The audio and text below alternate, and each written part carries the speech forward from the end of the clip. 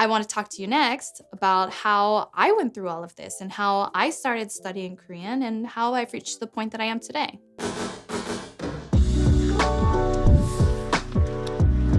It was not without any difficulties.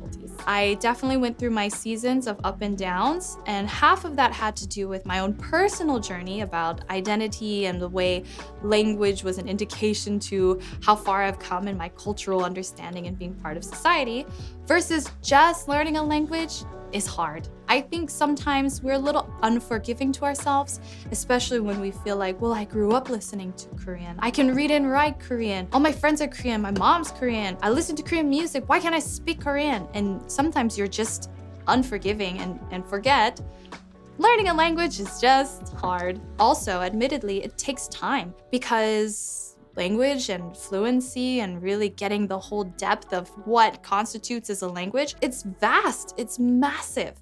And so I'm still on that journey, and I think you just need to have a little compassion for yourself. Everyone learns at a different level, at a different scale. You can push yourself hard, yes, but also if you need to, learn one word today, learn 2 words today, and language will come and go. You'll remember, you'll forget.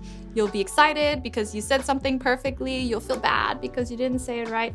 And that's part of the whole language learning experience. I will say for somebody who is mixed Korean, trying to overcome that feeling of guilt or feeling like, well, why didn't I get it right this time? It's an undue burden that you're putting on yourself because you probably feel the eyes of other Koreans around you and expectations that you might have, like, oh, I should know this. But why should you? If nobody taught you from a young age, if you weren't part of the community or surrounding Koreans who were speaking Korean all the time, if you didn't attend, a school that is speaking this language that you're trying to learn, why should you?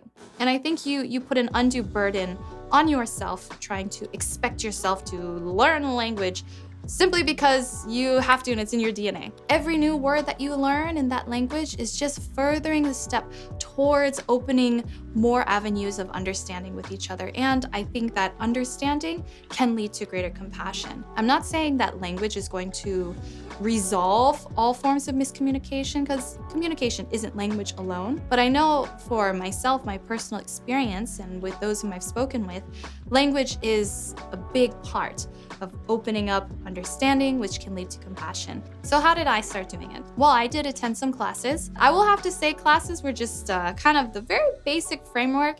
Everything else happened outside of the classroom. I went out of my way to make friends who didn't speak English or Korean fluently. I wouldn't feel so embarrassed if I made mistakes because I knew that person didn't speak Korean fluently either, but made just a great sounding board for me to practice and work out the kinks in my own brain and just be like, oh, that didn't sound right. Oh, that wasn't the correct word. Next time I'll do it properly, without having them gaze at me with a shameful eye. That was a really great time for me. I also went out of my way to write in my journal in Korean. And it's funny when I look back at it now because I see so many mistakes and errors and misspellings. And it's also a physical reminder of how much I've changed and how much I've grown and how much I've learned.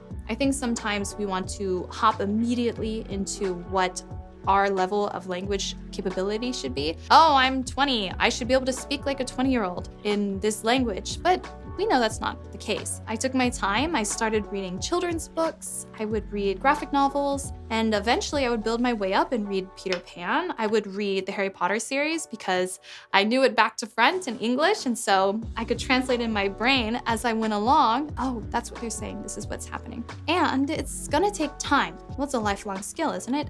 And so it can take your whole life to reach a level of fluency that you are happy with. I did once speak with somebody who had told me their definition of fluency is to be able to use a language effectively enough to communicate to somebody else what you want to say in that moment. So I might be fluent in making appointments to my skin doctor. Maybe I'm fluent in that, but I might not be fluent in talking about law and policy. And so it's just a matter of slowly expanding your areas of fluency. Don't tear yourself down because you're not fluent in one spot as opposed to another. If you are coming from a mixed Korean home and you want to learn Korean and it feels awkward and you're just struggling with this and you feel almost guilt and shame when you make mistakes, just recognize that it's a blend of some things, the expectation you might put on yourself, as well as just learning language is difficult if you can't speak Korean fluent. You can't speak Korean fluent.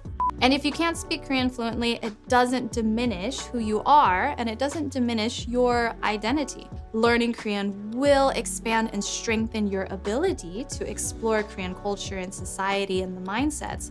But not speaking Korean doesn't make you any less. All of this just to say I wanted to encourage you and I wanted to say I understand where you're coming from, and I also wanted to cheer you on and just say if you can take the time to learn Korean or whatever language that you want to have access to, then take the time. It is totally worth it. Having just studied the language alone, it really opened my eyes to a lot of things about myself, about my family, and about Korean culture and society as a whole. Why don't you share with me below in the comments what Korean words or language that you are learning now? If you have other things that you'd like to add, you can always get in touch by emailing me at thehalfieproject@gmail.com. We are the Halfie Project.